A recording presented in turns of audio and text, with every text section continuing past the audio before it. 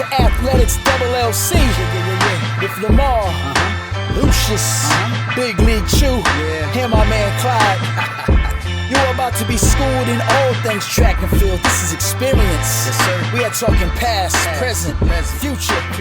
Y'all listen up. Let's go. Good evening, all. Welcome to another great, fantastic debacle of what we call Athletics LLC. Here, rounding out our 18th episode tonight. As always, we've got a few great gentlemen to join us. Just because I haven't done it in a while. My name is Big League Chew. Hello, hello. How are we all tonight? I'm joined by Clyde. What's up? Lamar, the Truth Huffins. What it do? And Lucius. Good evening, everyone. way to simmer it back down. Yeah, because that guy, it's going to be live tonight, folks. Stay tuned because this guy's on one already. So let's do it. Let's do it.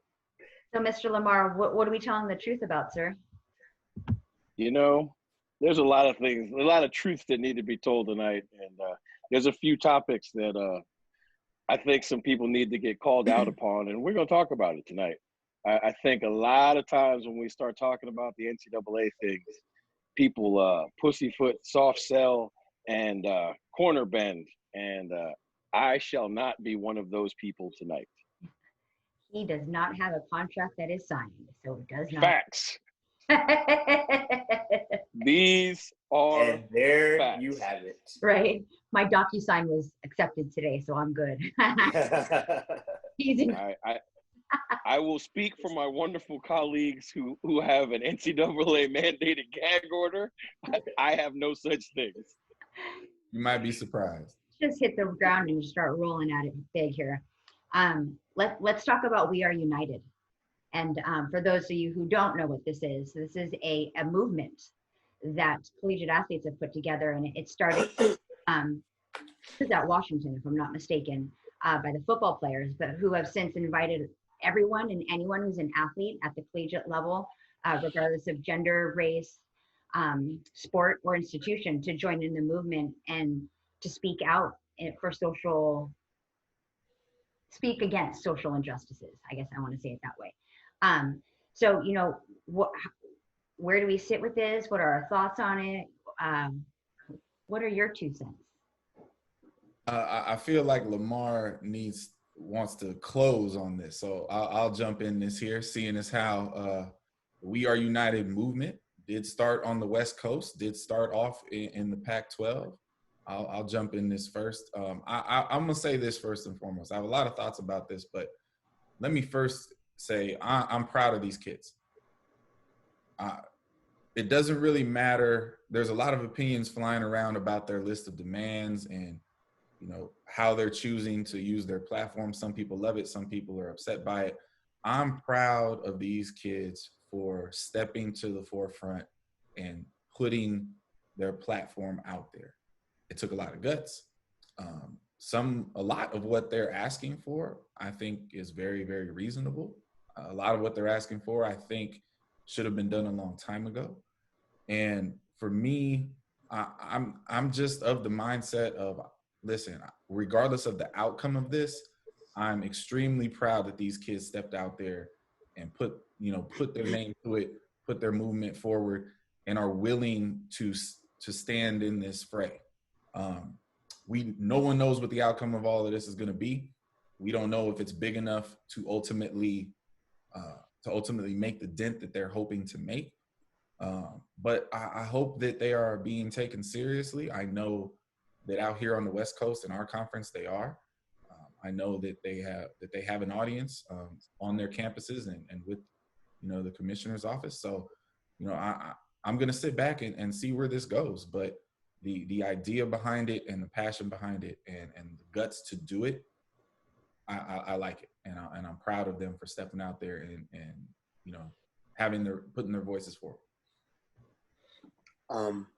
I want to say I too am like Clyde. I'm very proud, and I think that it's something that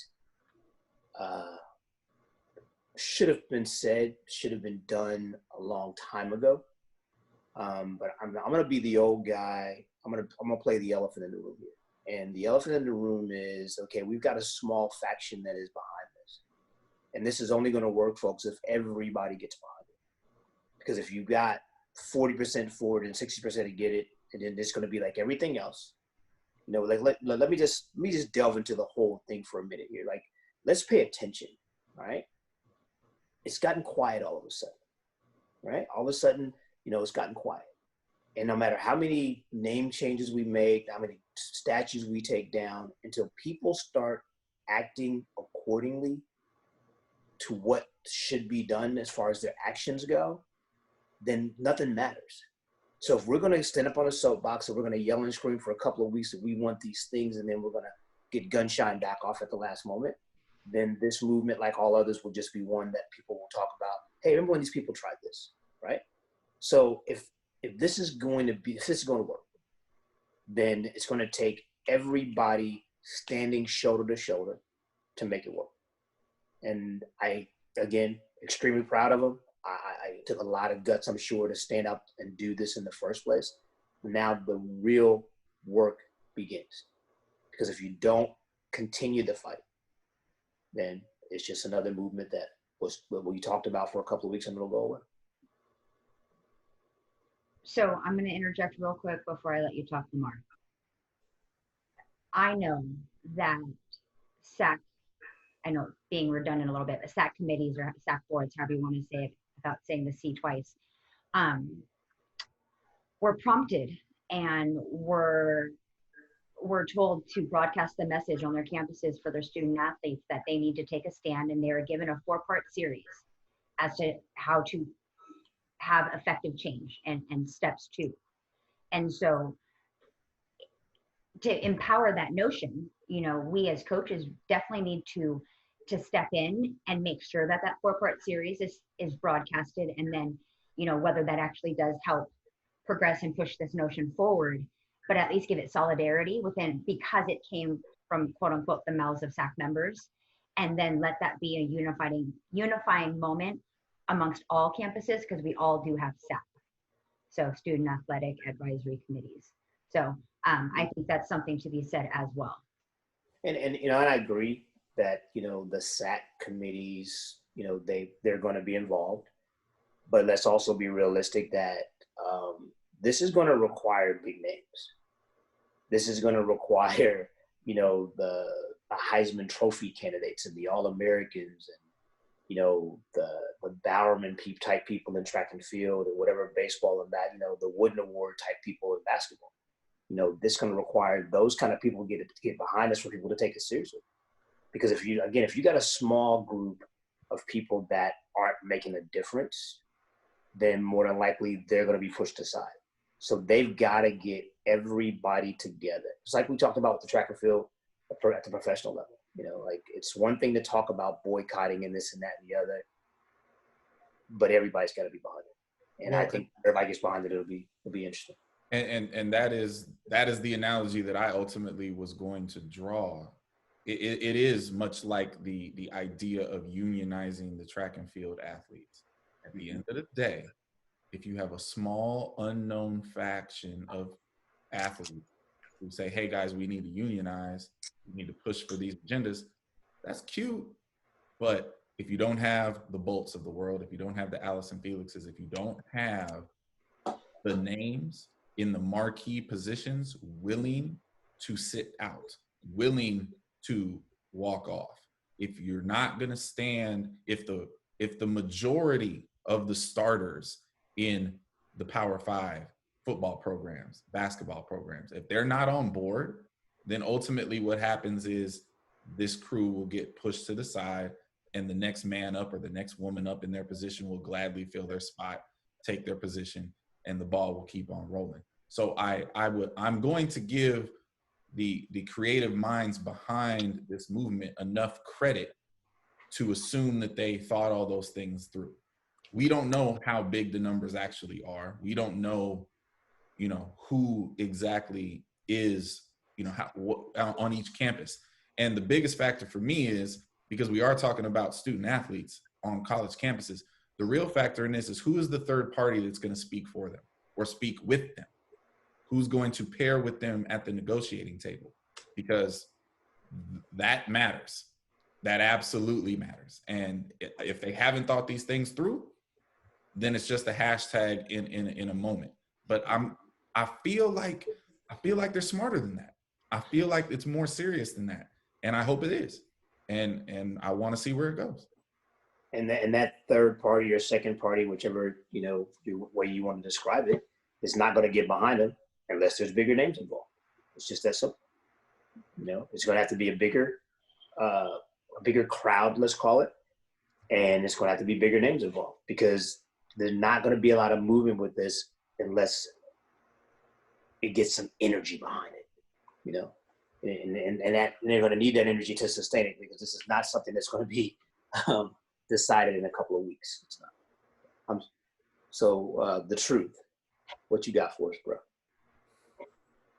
Well, you guys, I will say this: the word of the day is definitely proud. I think the first thought I had was, I don't think I've ever been more proud to have graduated from a then Pac-10, now Pac-12 institution. I don't think I've ever been more proud to align myself with young people from a conference. And now that it's kind of gone, nationwide and over several conferences, I'm just moved to truly and utterly hope that, unlike many, many movements before, that these student athletes understand that they have all of the power, but only if they all wield it together. Because if they wield it together, football doesn't play, basketball doesn't play. Like, none of this happens until they get some or all of what they're looking for. And let's be clear, one of the things they're asking for, is paramount. If I was sending my child to college, I would ask for this too. Make sure that we are safe to play these sports before we play them. I think that is a bare minimum that people at the NCAA need to be held accountable for. And there are an uncountable number of law firms prepared to take on all of those cases if and when, there's a massive COVID breakout because of the game of football being played. But at the end of the day, a ball shouldn't be snapped. A ball shouldn't be kicked until these kids figure out that they have all of the power and they actually demand to be heard. As far as needing a third voice, yes, if it goes to a legal proceeding, they do need a third voice. And to be honest, there's free legal service for every student athlete on campus. They just got to figure out how to get it. And that's not for me to tell them how to do it. But trust me, there's free legal service for every student on every single university campus. Figure it out. Read your handbooks, folks. But beyond that, I think the thing that one of the reasons that I'm the truth tonight is, it's time for some truth to be told. Like, everybody keeps saying football has to be played. And I keep saying, no, it doesn't. And if it does have to be played, it doesn't have to be played until we figured out legitimately how to keep these kids safe. I don't mean no cases. Listen, I'm not stupid, right? They're kids. They're gonna spread the disease. But if you put things in place that if they follow the rules, if they follow these things, they should be safe, and we can legitimately say that, I'm all for it. Play the games. I can't wait to go see them. But I'm listening to radio shows and people talking about how they're so excited that the new Big Ten schedule came out and, finally we're going to have some football. And I keep saying, what about these kids' lives? Like, I want to see football too, just like I wanted to see baseball, just like I'm happy to see basketball. But at the end of the day, I'm not mad at any athlete that opts out, because nobody is more responsible for you, and nobody's going to take care of you more than you should. And look, let's not act as if the conferences aren't doing some things to try to ensure safety. The testing protocols have been massively ramped up, and they're going to continue to do so. And there's protocols in place that have to happen within 72 hours before you can play in any game, and especially in the three, what they would call the most dangerous or susceptible, which are volleyball, soccer, and football. Okay, so a lot of testing going on there. But I think what the truth said is it enough? I think that's what it comes down to. And the medical, I'm not a doctor. The doctors seem to think that they're doing enough. But what this comes down to is, like you said, if anybody wants to opt out, that's their choice. Your choice is, if you like, I've had this discussion with some of my counterparts. Like, look, there's going to be an athlete that says, Coach, I'm not comfortable coming to practice. Mm-hmm. There's going to be an athlete that says, I'm not, I've already heard about it from other schools. I haven't had one yet, but hey, I'm not comfortable coming back to campus. Now I'm going to stay home and take online classes this semester. I might stay home all year long. And all you're going to be able to say to them is, hey, make sure you pass your classes so you're eligible next year. And anybody that has an issue with someone that's uncomfortable with this should have issue with themselves, because this is serious, and you have to have a respect for everybody's level of concern for this. And so I think of everything that's going on with the We Are United group. That is the number one thing. As long as they have to feel comfortable. Any athlete has to feel comfortable in the situation. I believe all of us on this panel were athletes at one time, and we know as athletes, sometimes we just want to play, and we're not afraid to take that risk, whether it be illness, injury, or whatever. And so I think that's the fine line you're gonna have to see it gets walked here, because there's a large group of humans out there that want to play. That's the issue you're gonna face here. It's been, obviously we're coaches, and first and foremost we're concerned about our kids, right? Mm-hmm. 100% agree. When my phone rings, and it ultimately will, and one of my kids say, Coach, I'm not feeling safe with the protocols, I'm going to opt out. Or if one of my kids, undoubtedly it will happen, says, Coach, I'm part of the We Are United movement, and I'm standing with my brothers and sisters, and we're going to sit out. I'm all for it. I'm going to support them to the best of my ability. And I understand where they're coming from, because a lot of these things are issues that I personally have agreed with for a really long time. I think something that is helping to drive this and accelerating the overall problem with the whole issue is, I see the people that I work with every day doing their best for these kids. I see my department doing what they can over the COVID, over social justice, and I'm proud to work where I work because I see the work that these people are putting in. But the NCAA just keeps pushing the thing to the left and waiting. Like, let's drag this out a few more weeks and see what happens. Let's push this down the road a few weeks and see what happens. Oh, let's cancel these games so we're good by September or October. And these kids aren't stupid. Like, they are sitting around looking at this and be like, where's the direction?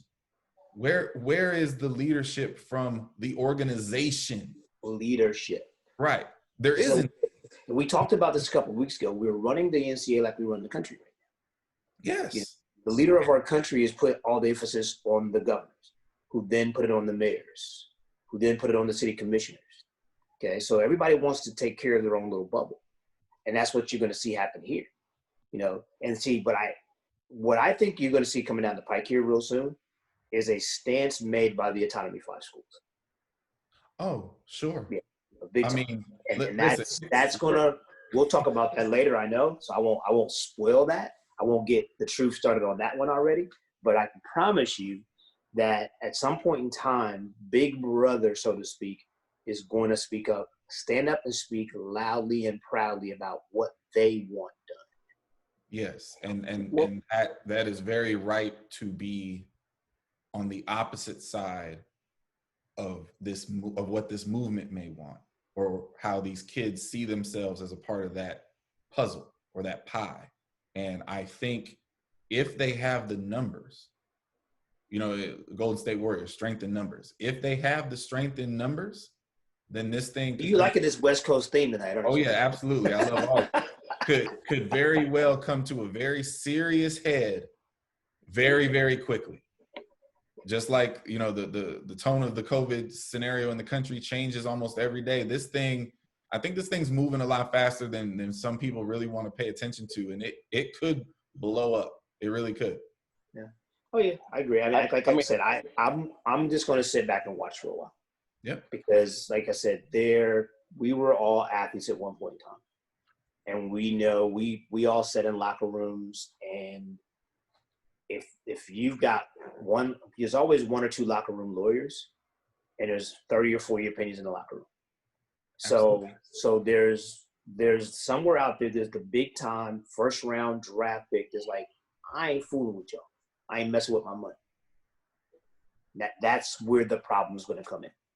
Just get ready for that, because those guys are not going to give the chance of making $1 million a year.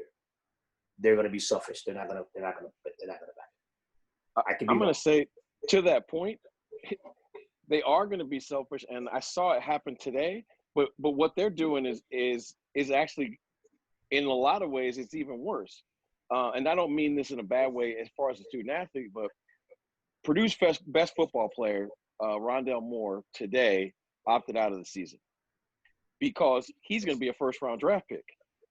He's like, why do I need to mess with the COVID football games? I'm going to go get ready for the combine. I'm going to go ahead and hire this agent, and he's going to move me someplace, put me in a bubble, and I'm going to train and be ready because they're going to have the T-shirt and underwear Olympics. You best believe that. NFL football is never stopping. Yeah, you can opt out if you want to. Somebody else, they will give somebody else your job. So, yeah, we remember those. We remember the strike games, right? Yeah, absolutely. So that unfortunately is an issue to the movement. Is that there are going to be a great number of first round draft pick type people who are just going to say, "Look, I support y'all, but I'm not even going to be here. I'm going to take classes online. I'm opting out of my season, and I'm glad I knew you, but I don't know you, because I'm trying to figure out which one of these Benzes I'm going to buy after the T-shirt and underwear Olympics." And so what I really hope is that, as you call them, Mouse, the locker room lawyers get united and understand that that's okay, because there aren't that many first-round draft pick people, but you got to get everybody else. Yep. Like it's okay because there aren't going to be all of them. Some of them, we are going to have some loud enough names, because I agree with you, Lucius.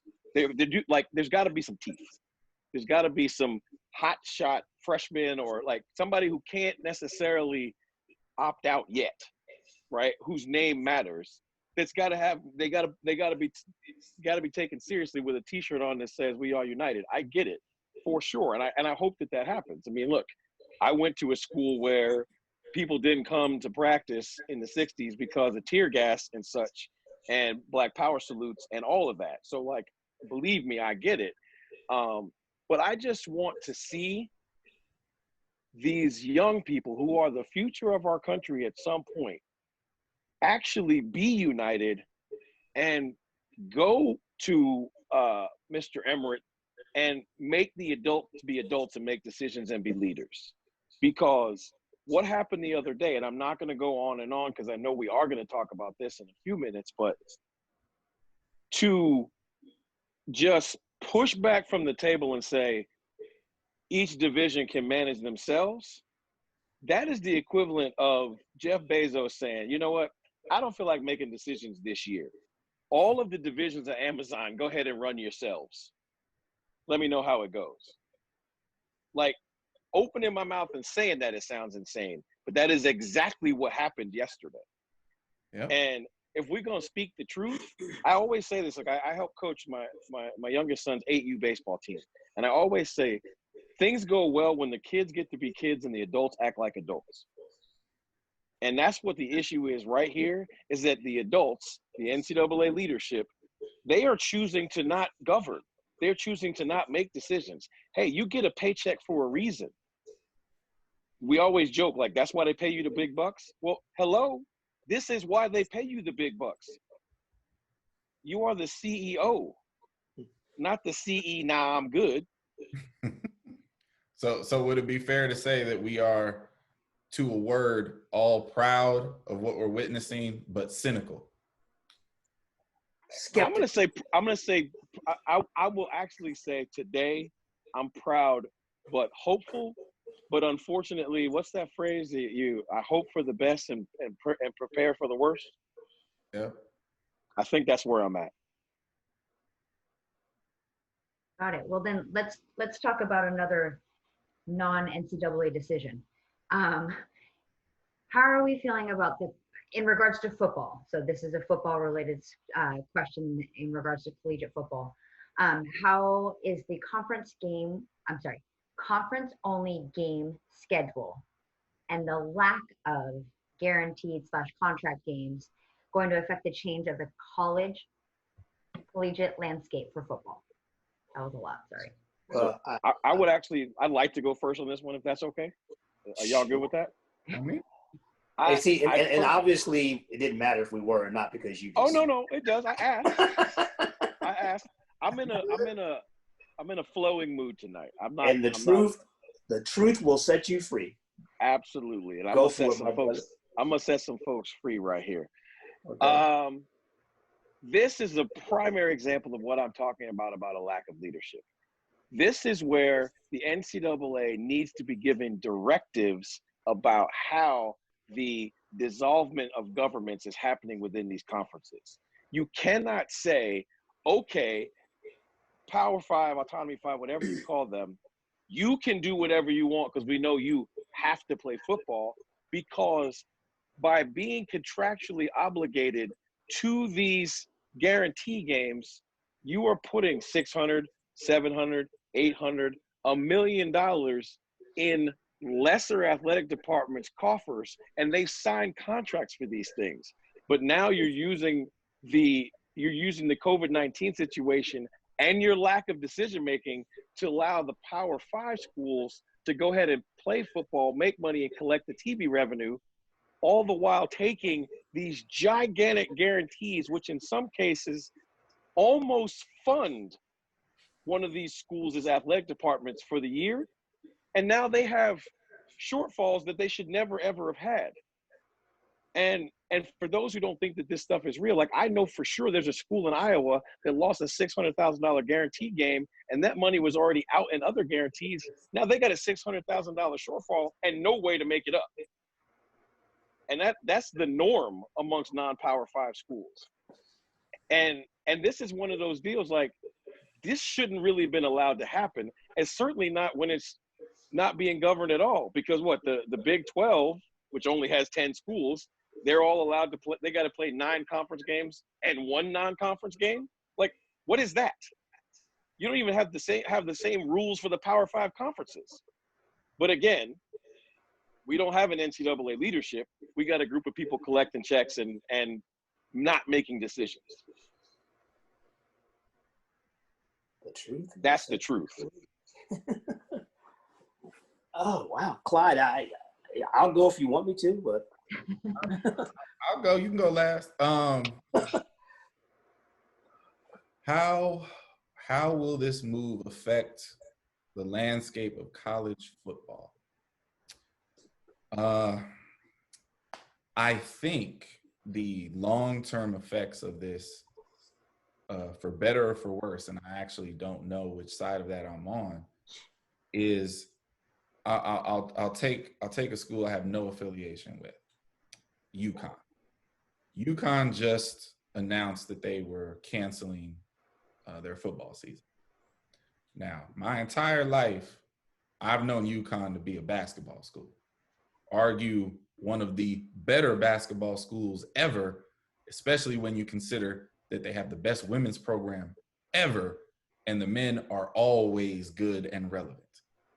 UConn, as I understand it from all reports that I've read, have been stretching, is the word I'm going to use, stretching themselves to play the sport of football. And by stretching themselves, have basically set their athletic department on fire because it hasn't worked. So if the fallout of something like this is for a place like UConn to figure out something they should have figured out a long time ago, like, hey, maybe this football thing ain't really for us. Say it loud. And get rid of it. Say it loud. What they do and do well, I think it ultimately, in the long run, could be better for them. And there's a whole bunch of schools, Division I schools, small, mid-major schools, that spend all their life and all their dollars trying to stretch to play a game that they are not equipped financially to play. And if the long-term reality of this is that there are less football programs in Division I, well, so be it. Like, it is what it is in that regard. I totally have sympathy for the notion that a lot of these smaller programs are getting screwed over by this break off to focus on our conference-only games. But you know what? The financial realities of potentially not playing football are very, very real for the Power 5 schools. And they're going to do what they need to do to protect themselves first and foremost. They're going to take care of their own first. And I also get that. It's business. So at the end of the day, it feels like a survival of the fittest moment. And I've never argued against survival of the fittest. I believe in evolution. And if the long-term fallout of all of this is a lot of programs need to evolve in a direction that makes more fiscal sense, so be it. I'm going to speak to the trickle-down effect here, because this is more than just football, guys. Way more. Way more. We were asked to talk about football. Now, yeah. Well, I'm just saying, but we're asking the effect. You guys have addressed football, so let me address everything else, because, these monies that are given for these setup games are often used to fund the minor sports. yes. And so this is going to have an effect on a lot of the minor sports at the non-Power 5 schools. I think that, Clyde, you make a great point in that, there's schools out there that shouldn't be playing football because, like you said, they've been setting their athletic associations on fire trying to do so. And so now I think the whole situation, I've said this before, that this whole situation is good if everybody will just take a step back and just say, okay, what do we really need to be doing? Brought up in arms a couple of weeks ago when Stanford dropped like 6 of their sports. And I think everybody needs to just take a step back and say, okay, we're trying to win this conference cup or capital cup or whatever cup we're after. Is it worth all the money that we're wasting, that we're throwing away? What athletics does for the American society is wonderful, but it's also treacherous in the fact that it encourages people to try to keep up with the Joneses. Is something that the truth says all the time. So there's this constant money grab. There's this constant battle.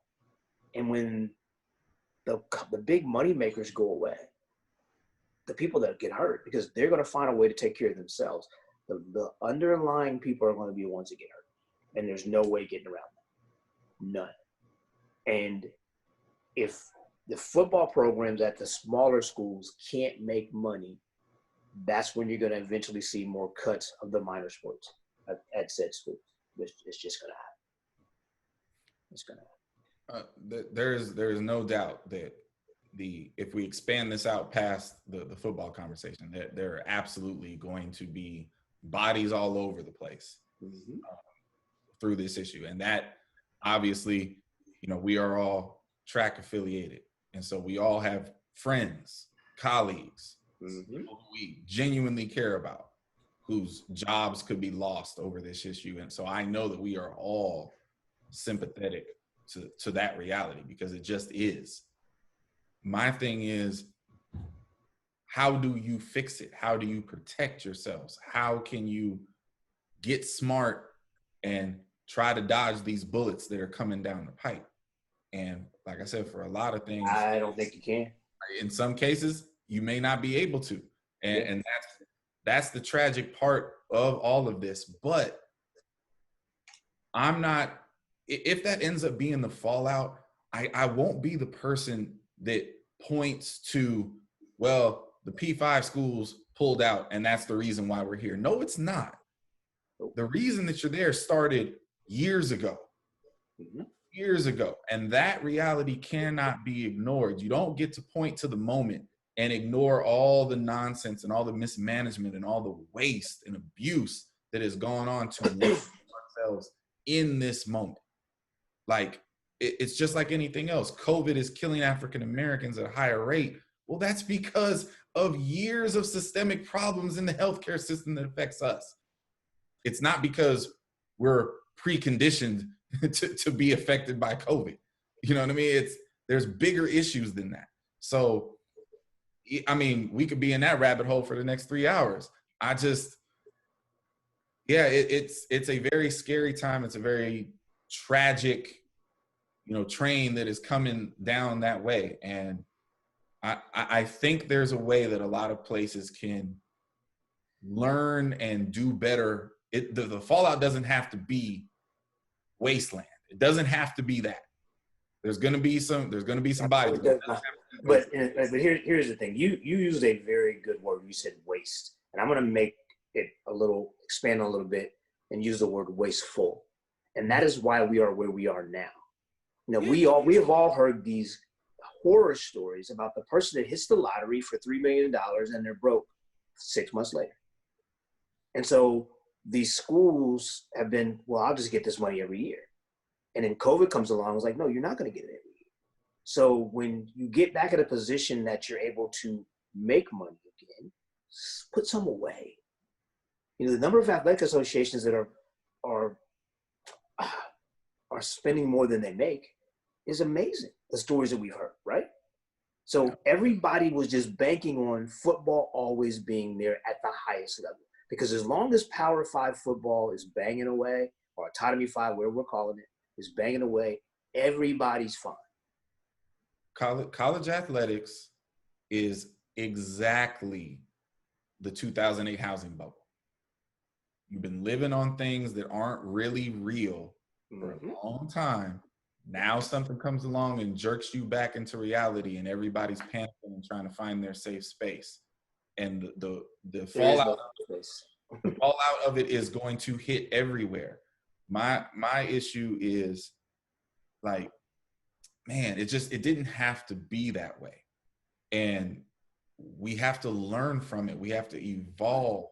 That's my point exactly. Yep. We must do that, because the one thing the pandemic has proven: sports are not essential.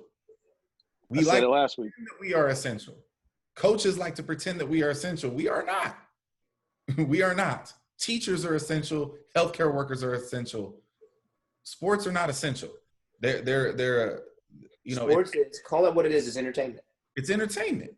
And in the world that we all work in, it's entertainment, but it also provides opportunities for education to young people.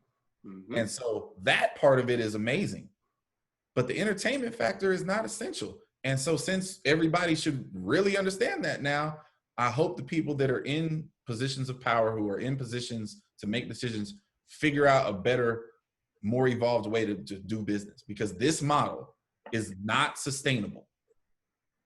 So since I have vowed to speak truth on things tonight, let me throw some facts out at people so they can pay attention, because these things have been readily available. They've been talked about on CNN, and nobody ever pays attention to them.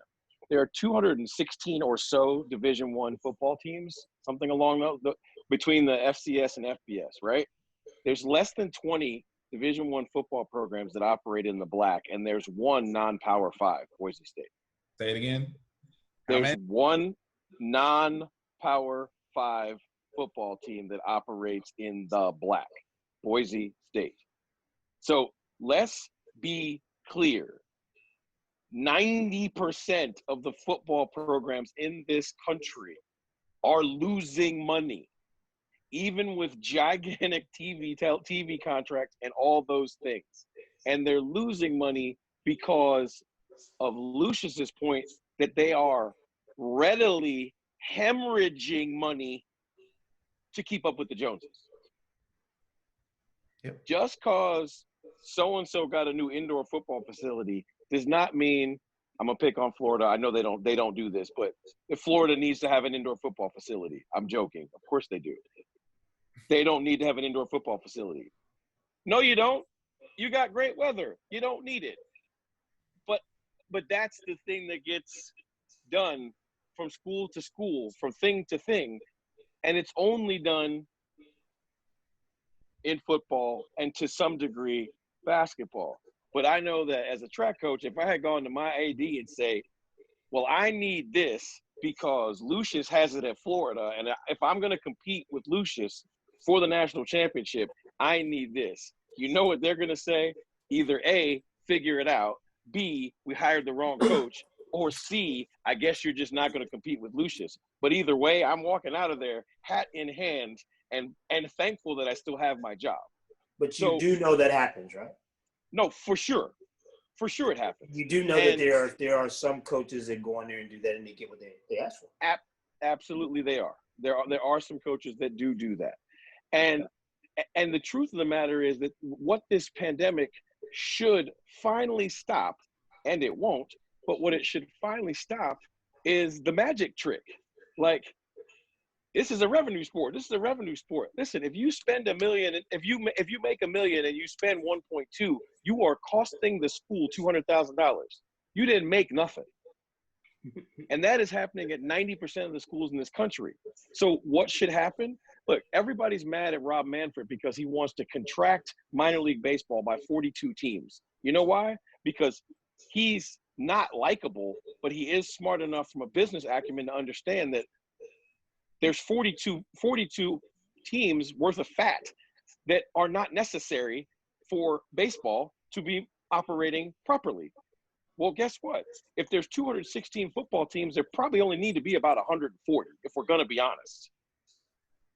There's like 75 teams for sure that would be better off. Look, the Big West did it, and everybody thought they were crazy. And the Big West is a great conference. The coaches there are fine, and they are a basketball-driven conference. There is not football in the conference at all.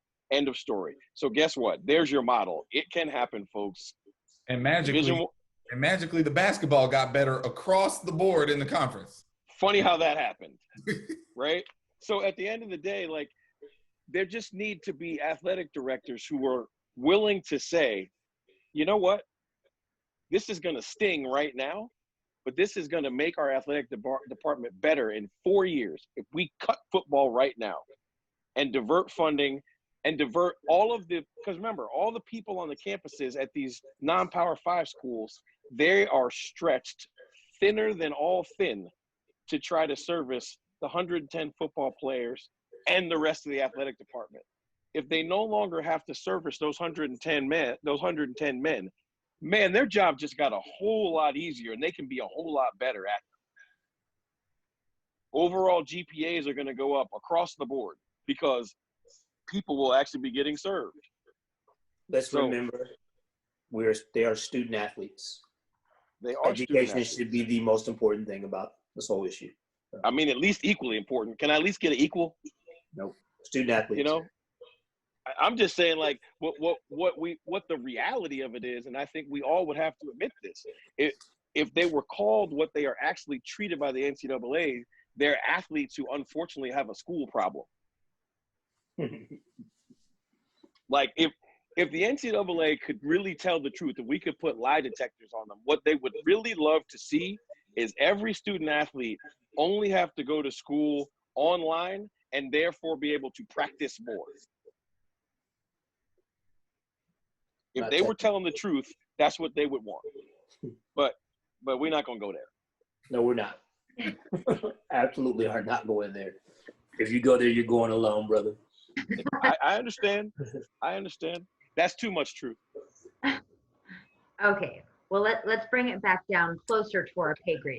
Let's bring it down a little bit.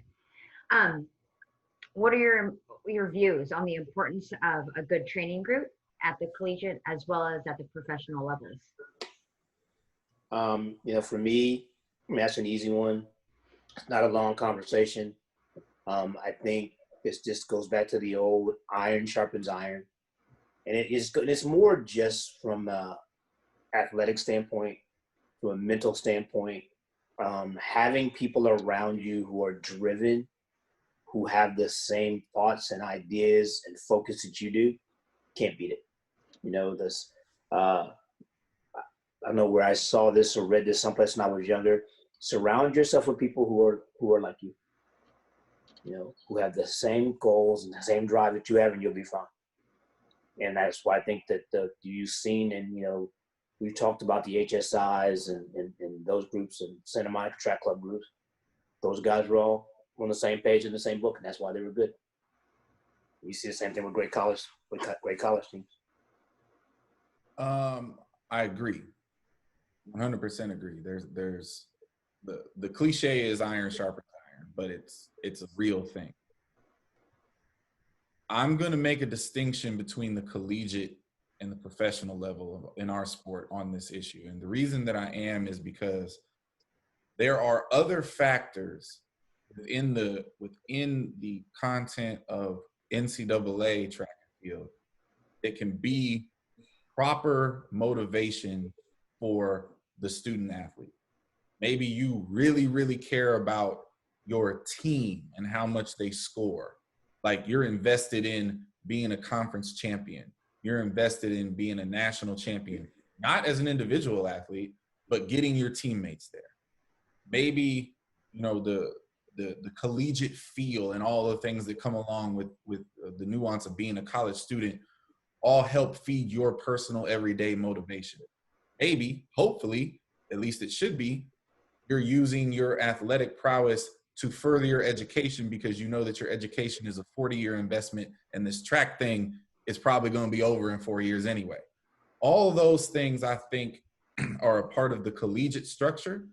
And because they are, programs who may not have all the iron to be sharpened, you can still push the best out of these kids. But it'd be nicer to have a whole bunch of 10-1 guys on the team, right? At the professional level, I think it is vital.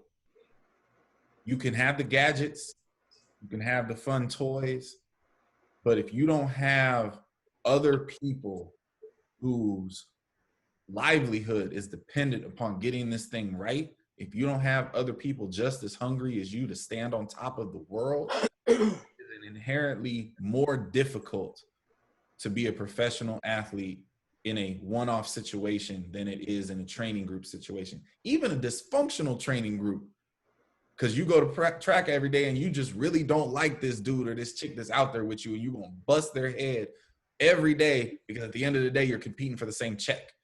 Like, that stuff matters. And it's an intangible thing that can't be coached, can't be taught. Either you have that environment or you don't.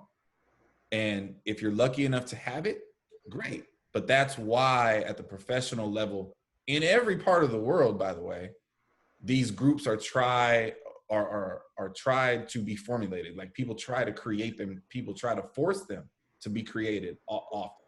Sometimes to the detriment of whichever athlete can't hang mentally. But, I was fortunate enough when I went to UCLA, John Smith was my coach. And he was also, in that time, had the HSI group at the height of their powers. And I assure you, it was different being at that practice than my practice. It was a different stimulus, and it had nothing to do with John. It had everything to do with the dogs, the mental giants, men and women who were out there every day trying to stand on top of the world. So if you can do that the right way, I think it's the best way to run professional athletics for sure. I think there's a small buffer in the NCAA world that it doesn't have to be that, but it's still better to have that than not to have it. Well, the only thing I'm going to disagree with you on is you can't have a great team if you don't have more than one. True, but for example, okay, if you can win the national championship with a great thrower, a great jumper, some distance runners, some sprinters, some hurdlers. You can have one great in all those boxes, and those people don't necessarily make each other better on their everyday routine. You see what I'm saying? They absolutely do, because they all have the same goal. Right. Exactly. But like I said, I spoke to that point. Well, so that's why I said it's important, because if it was like you said, but you said distance runners. Okay, there's more than one. Okay, very rarely do you see a team show up with just one in each event area. I'm not saying it hasn't been done or it can't be done, but very rare. So the only thing I'm telling you is I hear you, I understand you, I respect your opinion, but on the collegiate level, to get it done at the highest level, you need more than one. And I'm talking from experience. Just talk off the side of my neck on that one. I know I do that a lot, but not on this one. Do you know something about winning, Coach? Nothing at all. Just a little bit. Just a little bit. Well, I think honestly, if you look at the panel, the answer is obvious. I think that having training partners and training groups is beneficial at both levels. But where I want to go with this is, I think collegiately, I think it's important every year to add someone or something that upsets the apple cart. Because I think the biggest thing you get in trouble with when you start to be successful, and I've been blessed to be sort of successful and also blessed to have copious numbers of conversation with Lucius about kind of how this pie gets made every year. I think every year when you recruit, you have to bring somebody in that's different than the rest of the group. You have to bring in somebody that upsets the apple cart to some degree so that you don't have complacency. Not in a bad way. I'm not saying bring in somebody that's a knucklehead. I'm just saying somebody that brings another sharpened tool to the toolbox. Now, maybe they can't beat your best athlete at everything, but if they're stronger than them, or they're faster than them, or they can jump higher than them, it's going to sharpen another tool in each one of your best athletes' toolboxes. And so I do think it's important to never rest on your laurels, no matter how good your team is. Awesome. You just won a national championship and the oldest kid on the team is sophomores. Okay, bring in a junior college kid that just came from the junior college national championship. It's not bad. You bring in another winner, but it's somebody that's going to see things differently. It's going to be grimy and didn't have 2 years worth of gear already to show up for. And I think that those kind of things are really, really important when you're building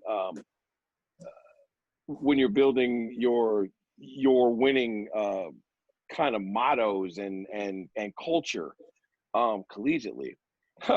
Professionally, listen, I think the most important thing to have as a professional athlete is somebody that will keep you honest. Every year, you should hope that your coach tries to find a training partner that's better than you.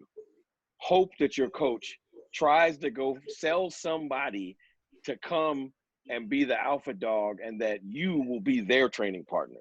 You, as a professional, you should pray for that because you need that every day in practice because it ain't college and you don't have races to sharpen yourself.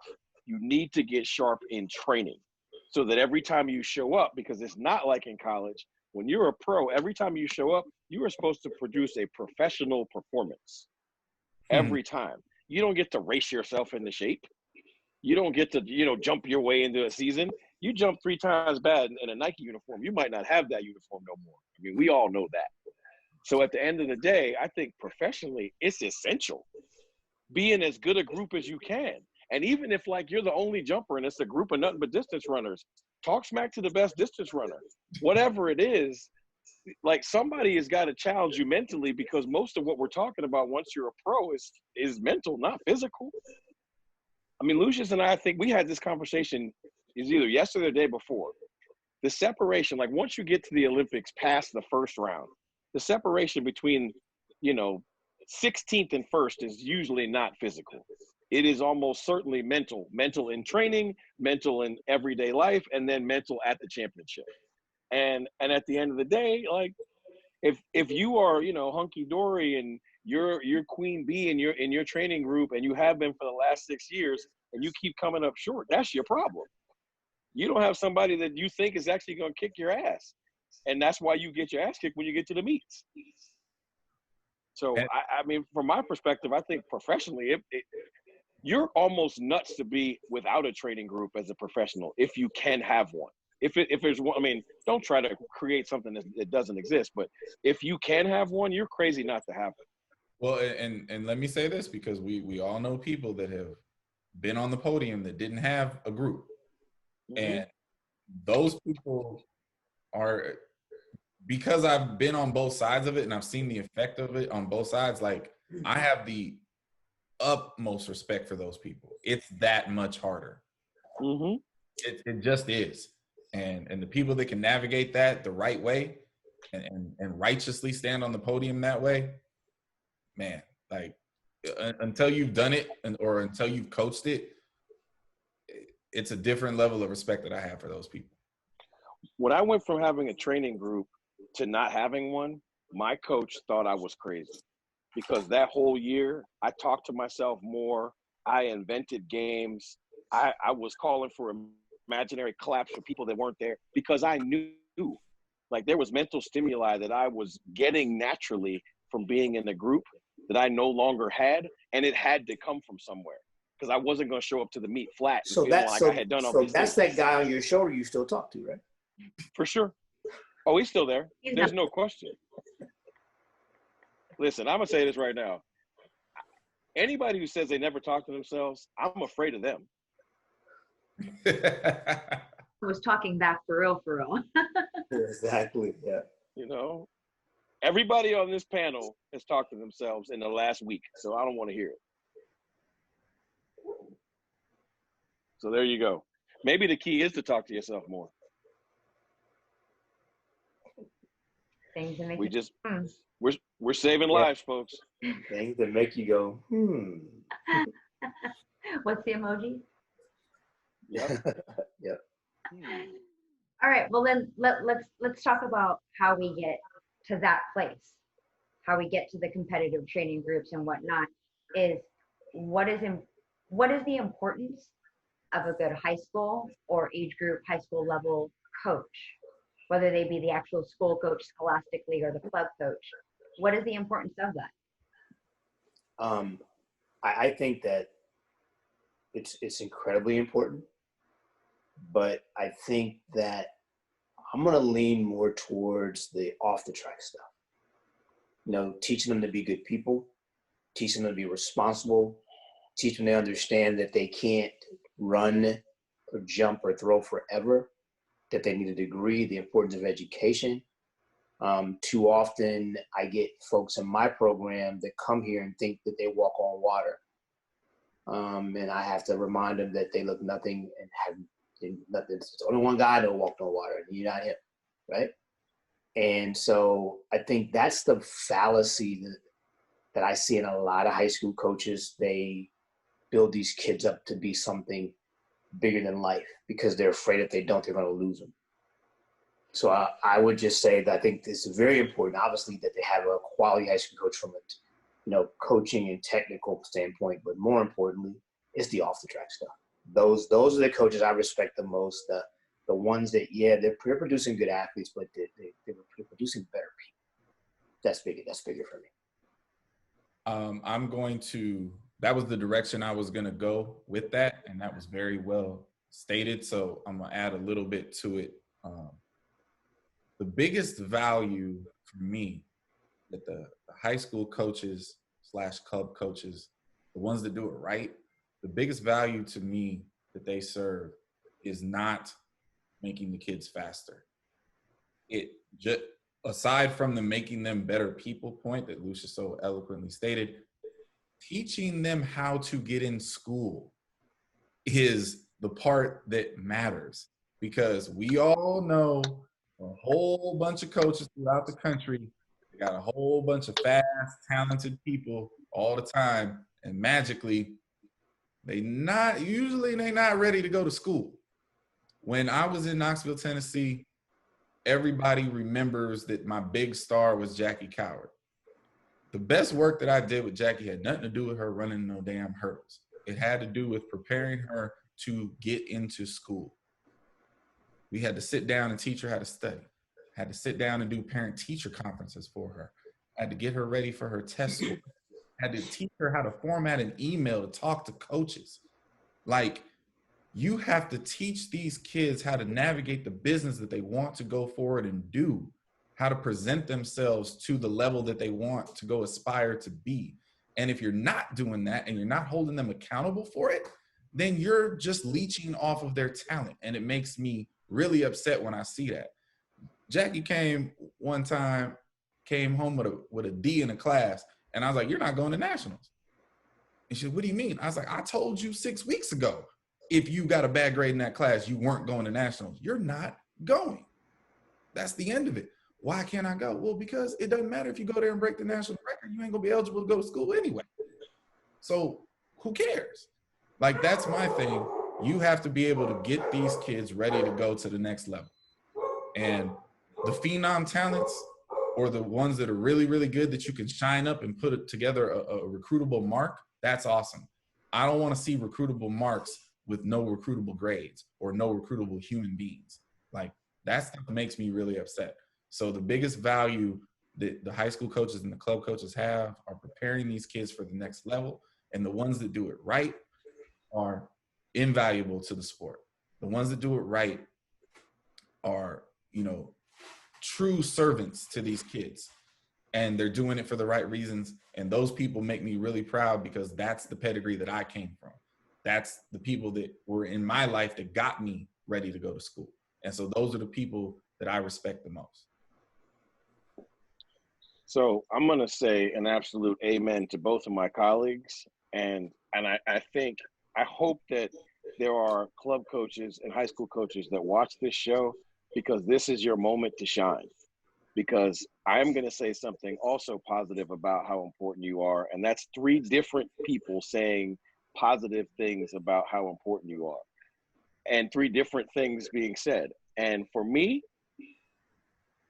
alongside of all of the points that have been previously made, I think there are 2 other things that quality high school coaches and quality club coaches do that are invaluable, both to us as college coaches and to their student athletes as they become adult males and females. One is they teach them how to win. Winning is a learned skill. And I will tell you this, if you continually take kids from winning programs and winning clubs and keep putting them in your program is going to get better.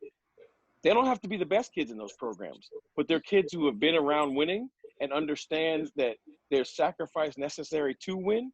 When they get to your program, they teach other people that. That is a huge positive piece to your culture. The second, and I think this is the most important thing that we are all supposed to do until we get to be professional coaches. Until you're coaching somebody professionally, you need to be a tunnel. The kid needs to come in this way, grow, and come out this way with room to grow. The best high school and best club coaches are not the ones that get every single ounce that they could out of their high school talent. What they do is get a lot out of their high school talent, but show that high school talent there's more there. And when I send you to Lucius, or when I send you to Clyde, or I send you to Chew, or I send you to whoever else, they are going to get more out of you.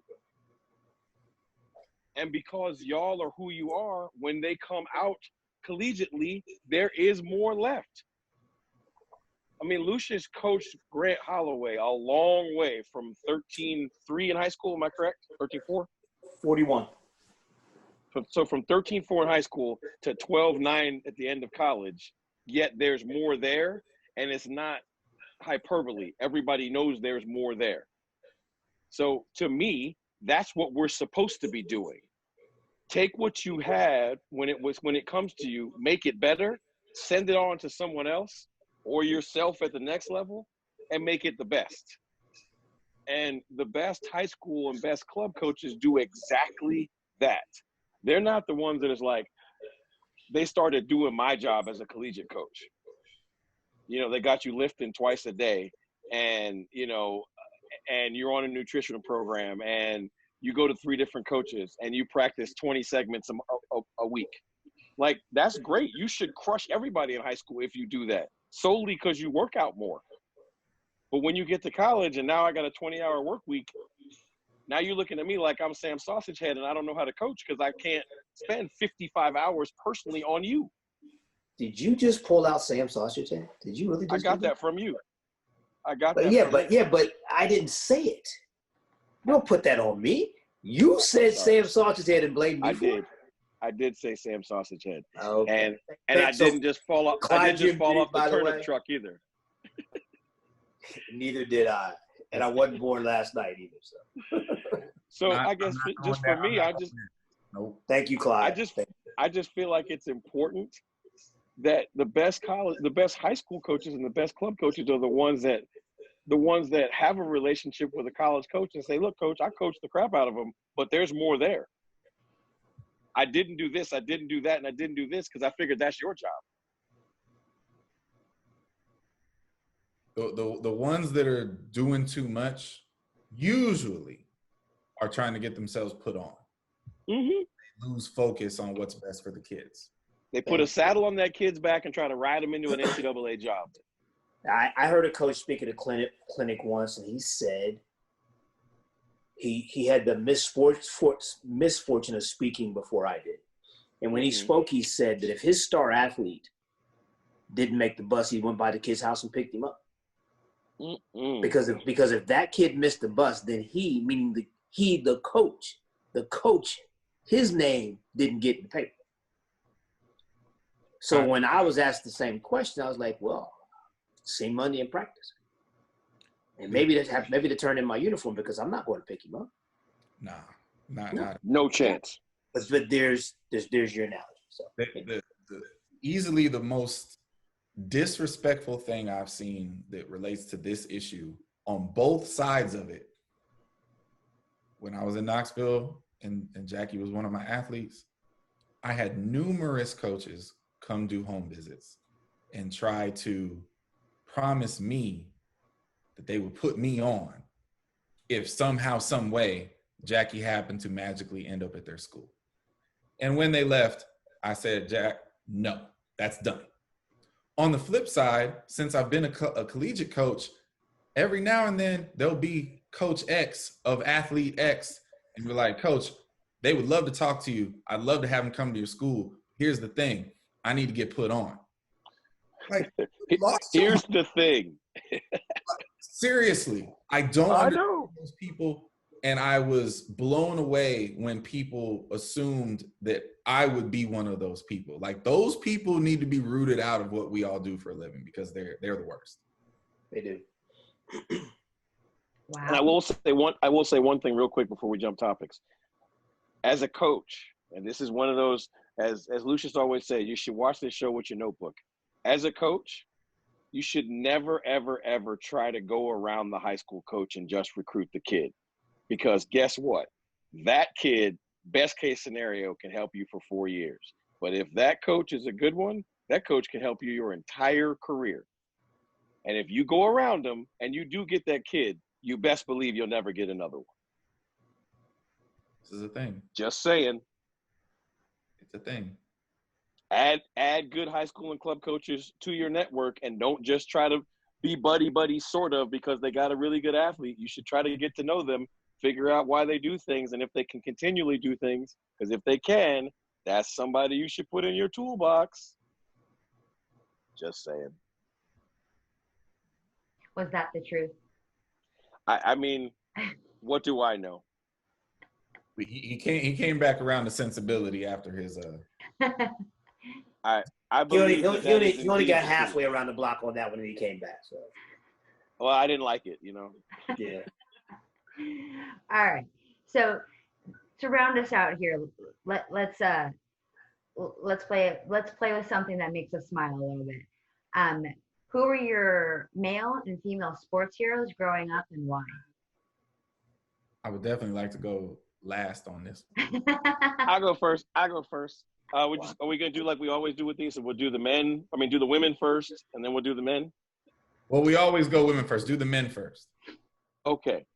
Well, for me, that's an easy one. Like Julius the Dr.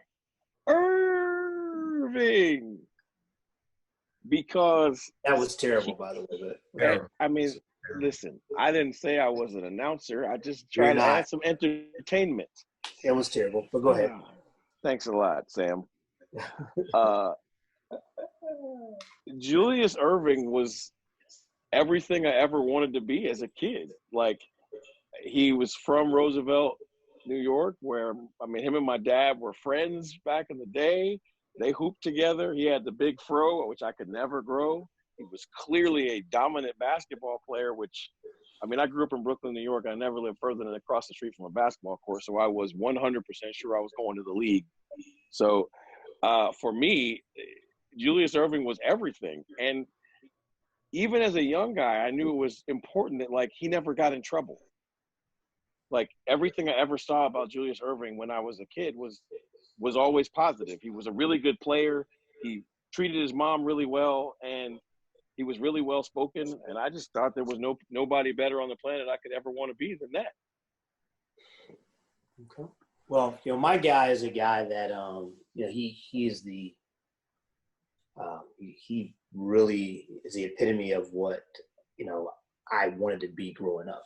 I wanted to have a lot of class, have a lot of pride, and be humble while doing it. And this guy was that. He was one of the better receivers in the NFL at the time, and he's my all-time favorite NFL receiver because he could run any route, anytime, anywhere. And that was Paul Warfield growing up watching the Cleveland Browns. When they put a microphone in his face, he was always had the right thing to say. He was never controversial. Like you said about the doctor, he was never in trouble. All his teammates loved him, and that was a guy I wanted to be like when I grew up. Oh, man. Okay, so people that know me from back in the day know I played every sport you can imagine, like all of them. And when I knew this question was posed, like, I legitimately started to try to think about that. And it was weird because my male sports figure heroes most definitely impacted me across the board, but it wasn't just one. It was a handful of them.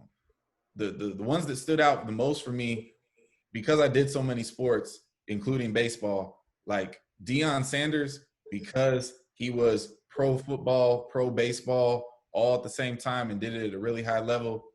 That was always what I used to call my favorite all-around athlete. But when I first started playing football, I was a quarterback. I played defense also, but my quarterbacks were Randall Cunningham and Joe Montana. And it was my love for Joe Montana when the Niners dismissed him so poorly that made me stop rooting for teams and organizations. Because I'm like, how can the 49ers disrespect that dude that way? You know what? I'll always root for Joe, but I'll never root for these teams again. And so on the track, it was Roger Kingdom and Allen Johnson. And all of these people I was like serious fans of, and they, impacted me a lot. Basketball, Dennis Rodman. I grew up in the Jordan era, but it was Dennis Rodman. That was my dude. That was my favorite basketball. All right. Big League, what's your answer? Oh, geez. So, Bay Area born and raised, it's got to be Joe. Joe Montana all the way. Very poised, classy, did the job well, did it clean in all senses of the message, family guy. Having been able to see him around the Bay Area, like, you just never saw Slutty Joe. Let's just call it that. There was Wow. Oh, I love it. I'll write that one down. Slutty Joe. I grew up first generation, and so my mom loves sports, but I mean she's since passed, but I don't know that she ever really understood sports besides the winning and the losing part. So I mean, to learn about sports with that person as the forefront figure for the males, it was classic because he won it. He won well. So my contribution. Let's go to the females. I'm interested to hear this one. Okay, so Clyde's got to go first. He went last. No. Yeah. I have to go last. Oh, That's okay. So you're gonna go last, so you can choose 12 people again. You'll understand. Lucius, I'm so glad you brought that up. We said one person. My man named a team. I hear you. You named two teams, actually. You know what? I can't complain. Look, we all know I will pontificate from time to time. So go ahead, man. Do your thing. That's the truth. Yeah. Okay. Would you like me to go first, Lucius? Please. Have at it. You know, it's funny. Like, I do have two, and I think people will be not surprised by one of them and maybe absolutely flabbergasted by the other. So my two, like, heroes when I was little on the female side, like, that I thought they were like the dopest female athletes ever, were Evelyn Ashford, because she was just like manhole cover to manhole cover fast. Like, I was 100% sure if I brought Evelyn Ashford to my neighborhood, we would make a bunch of money, take her shoes off and race from this manhole cover to that manhole cover. And she'd have raced every boy in my neighborhood and made all kinds of money. I just thought she was amazing because she was faster than everybody. And then, like, don't laugh, but I don't care, Nadia Comaneci. And I will tell you Okay. We're listening. So, like, I grew up in like, you know, your prototypical black neighborhood, right? So what do young black boys do in those neighborhoods? They find an old mattress that somebody threw out, and they run and do round offs and all kinds of flips and stuff. So I was into that stuff, right? I could never really do them, but yeah, I was the worst flipper in my neighborhood for sure, right? I was the one that was like, yeah, he's gonna hurt himself. So the first thing I remember watching the Summer Olympics was the gymnastics, and she got the perfect 10, and I was like, yo, she's dope. And she was small. I just thought it was cool. And so when I met her in 1996, flabbergasted. I told her the whole story, and we had like 10 minutes together. It was awesome. Because I just told her, you were and always will be amazing to me. So, hey, there's a rollover. There's my underbelly. You got to see. Like, I used to absolutely think Nadia Comaneci was the greatest. Well, I should have went first because Evelyn's my girl. But since you, but how could she not be though? She was the dopest. Yeah, exactly. Like, she just did it the right way. She just outworked everybody, and like, it's for me because I'm a little older than you guys. Like, women in sports wasn't that prevalent when I was growing up. So it happened like in my later years when all this started happening. But a woman that I thought was just super cool because of her attitude, her work ethic, and she was the first woman I saw dunk a basketball, Cheryl Miller. Cheryl Miller. That and the fact that she was the only one that could shut her brother up. So, you know, I love Cheryl, and Evelyn's my number one forever. So that's it. Okay, so I did not know that Lamar was the truth tonight, but as I pondered this question, I realized something absolutely terrible, and it's the reason I wanted to go last. I don't know how, because it wasn't the household I grew up in, but I clearly was raised consciously or in my upbringing that women in sports just weren't very relevant and didn't matter. As I thought about this question, and I'm thinking about my childhood, I had not one woman that I could honestly come on here and say I was a fan of or even was aware of. And that is ridiculous. I was born in 1981. So when the 80s Olympics and all that was going on, I wasn't really watching it. But when I did watch it, I wanted to watch the guys.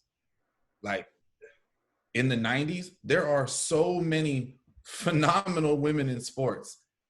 And I did not pay a single shred of attention to any one of them. And that is a ridiculously sad reality that I realized about my upbringing today, thinking about this question. And I could have easily, you know, in the 90s, I could have said Serena Williams and everybody would have believed me. I knew who she was. I didn't really care. I had no appreciation for what she was out there doing. You know what I mean? And that's crazy to me, especially when I started to really think about my family. Like, women in my family have always been a part of sports culture. And I didn't even realize it until I was deep in college. My aunt was a 3-sport athlete at UCLA. She played softball, basketball, and softball. She was a founding pioneer of the original UCLA softball team, which now arguably runs the best softball program in the NCAA. She's in the Hall of Fame at UC Santa Barbara as a volleyball coach. And this is back in the AIAW days. And I assure you, not until I was in my 20s did I even realize that my aunt was that dope of an athlete or care to ask. I don't know why that is. My family are not chauvinistic, male-dominated people. I was raised by nothing but women. My father died when I was 10. I was raised by nothing but women. But I realized, pondering this question, that my entire upbringing in sports had absolutely nothing to do with women. The girls were the cheerleaders, and they were there to watch me do what I do. And that is ridiculous. It's a ridiculous mindset that I have, and I think it's why consciously as an adult, I go so hard for female rights in sports. I go so hard for my female colleagues as coaches, and I'm so pro everything that is women in sports. I think it's because subconsciously I must have recognized at some level that I did not give a damn about women in sports when I was growing up, and I had no influences or people that I was fans of, and that's crazy because the 90s was chock full of amazing women in sports.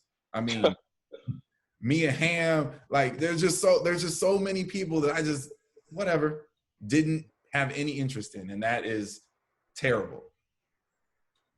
But it's the truth. That's good vulnerability, though. That's good recognition, whether it happens. Look at everybody showing their underbellies today. Love it. Love it. Am I supposed to give my female as well? You know you are. Got it. So I hooped when I was younger, and I thought I was going to do something. Definitely not.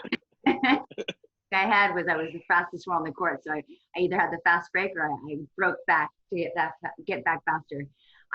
But being that I did a hoop, Dawn Staley was one of my biggest figures, you know, and it doesn't help. She and I share a birthday, so like I was like, I got the same birthday as Dawn Staley. Like I'm big, you know, and not at all. And then also I would be completely mistaken if I didn't mention Christie Yamaguchi, because she was the first professional athlete that I saw that looked like me. I mean, she's Japanese and I'm Chinese, but that even resembled. And so that let me know that I could be an athlete and it was going to be okay. A little conflicted because she was in a quote unquote more feminine sport than I was participating in. But, you know, just to see her out and about, she's a Bay Area native as well. So to see her out and about and do the things that she was doing at that point in time, and see her winning, that was huge, very huge. And she did it gracefully as well. So those were two that definitely in the 90s, as I was growing up and being shaped as a young female, who just stood out to me and just were goddesses, like googly eyed all the time. So that's mine. Well, at some point in time, we're going to have to make this introduction between you and Dawn Staley, because you would love her. She's amazing. I mean, I follow her on social media, and I do feel like it would be a little kindred spirits, as you say, you know. So another 90s basketball shout out, Cheryl Swoops. That was the other one too. She was, it was always back and forth, but because I had the birthday connect with Dawn, definitely, yeah, that 90s basketball for females was unbelievable. Like, I swear to you, Look, I think Cynthia Cooper would still be an all-star in the WNBA. Right?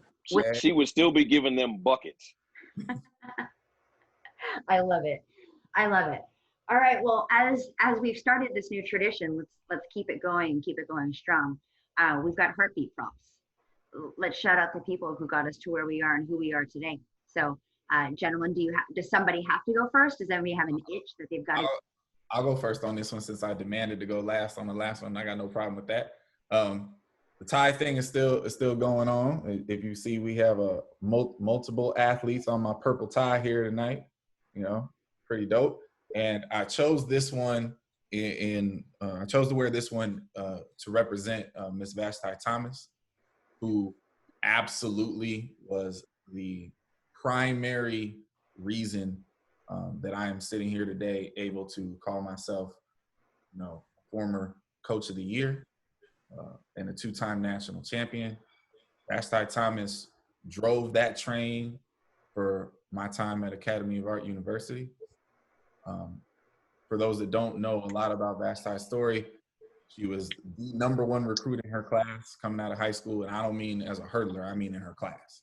Like, this girl jumped 21 feet, triple jump 42 feet, ran 13.00, win legal to California State meet. Like, she was phenomenal. She went to Texas A&M, but Vash's heart was really in what she considered to believe her calling, which was art. She wanted to be a tattoo artist. So if you have a kid who wants to be a tattoo artist and you put them in a typical educational environment for school, probably not going to be too happy, probably not going to do too well. So even though athletically she helped Texas A&M win all the national championships that they won while she was there, she wasn't happy. And ultimately I got her as a D1 bounce back to Academy of Art. And that girl at our 2013 indoor national championships participated in 60-meter dash, the long jump, triple jump, and the open 200. And she won 3 of those events. She scored 34 points by herself and absolutely drove the train to our historic run at a national championship. She came back outdoor, ran the 100 hurdles, the 200, long jump, triple jump, 4x1. And because one of our girls got hurt, had to run the damn 4x4. Again, scored 30+ points and ultimately gave me my first opportunity to coach a professional athlete. Now, the game ultimately swallowed up Vash. She, for some reason, wasn't given a contract. Nobody invested in her on a professional level, and she was out of the sport in 2 years. But if not for Vashti Thomas, I would not have 2 national championship rings, and I would have never gotten to travel the world, you know, trying to do my best on the professional side of things. Her existence in my life changed my coaching life forever, and I will forever be indebted to Miss Vashti Thomas. So Vash, I know she does watch the show. Thank you for all you did for me. I learned a lot from you, and she is currently serving the city of San Francisco as a police officer, trying to change that culture and trying to make a difference in that light. And I'm immensely proud of her for. So Vashti Thomas. So just a quick side note, I actually have a former athlete who is SFPD as well. And I had to shout, I was like, Hill, do you know who that is? And I said, I was like, Vashti Thomas, do you know who that is? She goes, you know, I've heard about her in the departments. And I was like, well, you need to know who this is. Go up to her and shake her hand and acknowledge her as the exceptional track and field athlete that she is and was, and for the exceptional person that she is. So she's even gone on to be a name in SFPD if she doesn't know that already. So I need to put it in there. That girl could do anything. Absolutely. Gentlemen? Well, I'm gonna be honest. I would really like to go last because I'm trying to choke back tears already, and I'm not trying to go and then cry on camera. So Wait, I'm just being honest. I'm not gonna cry tonight. So I want to give my heartbeat props to a woman that I know does not and may never see this, but I have to find a way. But mine goes to a lady that gave me my first head coaching job and who taught me a very valuable lesson.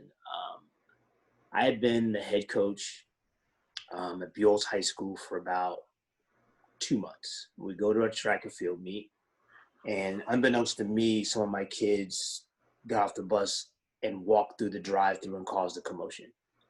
And the manager calls the principal, and she calls me in her office, and she was very simple. She said, if you can't control them, we don't have to have a track and field program. It's just that simple. So I need you to teach them more than how to run fast and jump. My first time I ever had an administrator, I was a head coach and thought I was doing a good job, but she made it very clear to me, not that I didn't have those values, but she upped the ante on those values with that conversation we had that day. And she later on told me I was going to coach cross country. She didn't. Women always tell me what I'm going to do. That she didn't ask. She's like, "You're going to coach cross country team. You'll figure it out." And I did. So I want to give my heartbeat props to Miss May Isler, who was my principal at Buell's High School. And like I said, gave me my first head coaching opportunity and told me I was going to coach cross country. So thank you, Miss Isler. It was good for you. Yes. Don't tell my wife that, but yeah. Lamar, I'll go so that you can be ultimately last. I have to give the props to the person who allowed me to sit at this table with the three of you gentlemen, Kendra Reimer, because without her leap of faith on me, I definitely would have never been, I shouldn't say definitely not. She gave me the ability to succeed or fail on the collegiate level. I was a high school coach before that, and I won a little.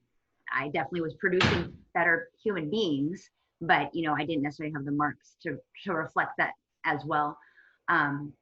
But because of the word of people and her faith and her trust in me and what I was saying and what they were saying, sorry. I don't know. There's kids outside my door, so we'll see. I wouldn't be here. I wouldn't have been able to experience any of the things from 2014 on. I wouldn't have been able to see Clyde out in Nebraska my first year coaching and see him wreck shop while my kids are just struggling to put spikes on. And I'm like, for the love of Jesus, get on the track. Like, just fake it. I don't even, like, twist your ankle, do something. And here he is. He's just like, and yeah, anyhow. And to have the other two of you be who you are to me wouldn't be possible without her. I can wholeheartedly say that at this point. So Kendra Reimer Gonzalez, I apologize. Thank you. And you definitely have my heartbeat props forever. Bless you and your family as we go forward. Whew. Well, first off, I want to move closer so y'all can see this shirt. And the shirt means the world to me because my kids gave it to me for Father's Day. And amidst all the Black Lives Matter things and all those other wonderful things,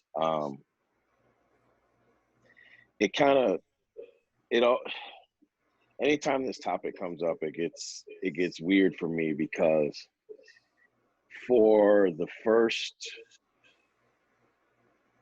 almost 20 years, we'll call it 19 years of my life, my father was my inspiration to do things differently than he did them. He was everything I didn't want to be. And then we had a real live relative knockdown, drag out, no furniture moving, but a whole lot of emotions conveyed conversation. And pretty much since I was just about 20 years old, my dad's been my best friend. And I think I said this on the show a couple weeks ago, like the thing my father has always been able to give me since I was an adult is perspective. And he does watch this show. But there is no question that I am not here. I don't have the desire to be a good person, be a good father, be a good husband, and work really, really hard for the Huffins name. If it's not for my dad. My dad's name is Emmanuel Christopher Huffins, and if you've ever seen him or you've seen my son, you would understand that we are a genealogy chart. We look pretty much exactly the same. My dad's 4 inches taller, so I always tell him his genetics were weak because me and Zach are both 6'2". But I gotta say something because homeboy's 73 and still playing golf every day and still has a job and is still doing everything else on the planet. So, but at the end of the day, I want to give my heartbeat props to my dad for being man enough to acknowledge that he wasn't who at least I wanted him to be. How about that? And then being who I wanted him to be, and then being who I want to be. And showing me the path of maturation and giving me a goal from age 50 to 75. It's like, I want to be like my dad. And, you know, I'm pretty sure everybody at this point in time knows that Lucius and I are pretty close. And I think one of the reasons that we are so close is because of my dad. Lucius and I have had some serious conversations about our fathers, both good and bad. And yeah, because I can't choke back no more tears. I'm just going to cut it off here and just say, look, my dad is dope. And I'm proud to say that my dad is dope. And I'm also proud to say that, like, being a really good father has become really, really, really important to me because of my father. And yeah, that's my heartbeat props for tonight. That's awesome. Shout out to B. Shout out to B. So, well, that was awesome. That was time well spent, gentlemen, and I look forward to it every time we have to get together, and every time we have to depart. I'm always sad. So thank you all for your time. It's ironic that Lamar is the one who's in a stable place, and the three of us have different backgrounds. So, but Lucius, we enjoy your new background. Thank you. It's quite accommodating. It's very soothing. I'm jealous. Yes. You know, he looks very, very calm and mellow. Right? I'm very comfortable. In his theater seats. As you should be. As you should be. Well, thanks for a great evening. We will talk again soon. But other than that, it's been fun. Have a good one. Hey. Bye. Good night. Peace. When the lights come on, the roaches get to running. When the lights come on, opponents mess the plumbing. Heard you like it warm, hot, knife the butter. Truth pin them hard, knock them off that rebuttal. Tsunami, tidal wave to your puddle. Tough love, punch you in the arms, little brothers. Athletics, LLC, there's no others. Track and field's pacing with pill to go further. Hey, Wile E. Coyote, it's road runners. Feels like you know us, you've been with us the whole summer. If not for this quarantine, these four corners wouldn't be here, but we're here, so start learning. You gotta earn your stripes, gotta get your scars. Show you how to fight, but show us who you are. You lack experience, but still you wanna talk. And who is actually talking to? Your circle's kinda small. Heads prevail when the backbone's strong. Gotta keep it coming, no, it won't last long. Pass and failed and sell the sad song. And if you don't check yourself, then that's wrong. Just trying to give you the real that you asked for. So why you keep cutting us off to ask more? We put it in slow-mo, but you fast forward. Athletics, LLC, the task force.